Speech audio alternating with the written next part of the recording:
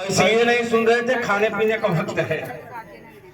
इस देश में यही सबसे बड़ी समस्या है। और अभी कोई साथी रोटी कपड़ा और मकान, मुझे लगता है कि पहली हम लोगों की जरूरत है।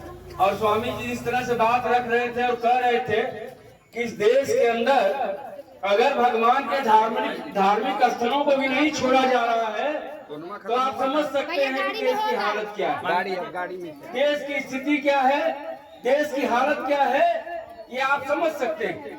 स्वामी जी बहुत तफसील से बात बता रहे थे कि असली चोर कौन है। स्वामी जी को मैं बहुत गंभीरता से सुन रहा था और उन्होंने जो परिभाषित किया कि इधर उधर की बात मत करिए, असली चोर को देखिए। और असली अगर कोई चोर इस मुल्क के अंदर है तो असली चोर है नरेंद्र मोदी। असली चोर कौन है? स्वामी जी जिस असली चोर की बात कर रहे थे वो नरेंद्र मोदी है। अम्पतरा चंपतरा गमपतरा इनका कोई मतलब नहीं होता है। स्वामी जी इस बात को कह रहे थे कि किस तरह से इस देश में धार्मिक स्थलों को लूटा जा रहा है, किस तरह से आपकी जेब पे डाका डाला जा रहा है, किस तरह से आपकी खाद, आपकी डाई, आपका बिया लूटा जा रहा है। आज हम लोग ग्रामीण इलाके से सुरही से होते हुए इधर जो है हम लोग अकेलवा होते हुए परजनपुर होते हुए हमारी यात्रा शायद मेहंदीगंज तक जाएगी, गंजारी तक जाएगी। इसके बाद हम लोग जो है कोट जाएंगे, राजनारायण सिंह के गांव तक हमारी यात्रा वहां जाएगी। साथियों ये पूरा इलाका किसानों मजदूरों का इलाका है। और आज आप देखेंगे तो किसी भी दुकान पे एक बोरा यूरिया, एक बोरा डाई, एक बोरा पोटास, एक बोरा सुपर नहीं है।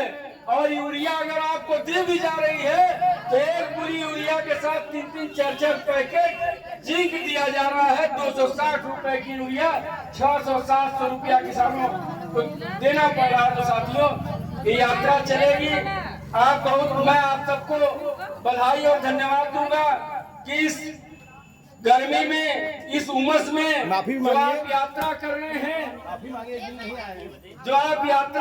हैं, आप बहादुर लोग हैं, आप संघर्ष करने वाले लोग हैं, आप लड़ने वाले लोग हैं, आप सड़कों पे संघर्ष करने वाले लोग हैं। और डॉक्टर लोहिया कहा करते थे इस देश के सबसे बड़े समाजवादी नेता कि जब सड़कें सूनी हो जाएंगी तो संसद आवारा हो जाएगी। और जब ये संसद आवारेपन की तरफ बढ़ रही है तो मुझे लग रहा है कि मुंशी प्रेमचंद से शुरू हुई है यात्रा डॉक्टर लोहिया के सपनों को साकार करते हुए कल काशी हिंदू विश्व महामना की पावन धरती काशी हिंदू विश्वविद्यालय पे समाप्त होगी। और समान शिक्षा, स्कूल का सवाल, खेती का सवाल, पढ़ाई का सवाल, दवाई का सवाल, कमाई के सवाल के साथ यह यात्रा आगे बढ़ेगी। इनकलाब जिंदाबाद।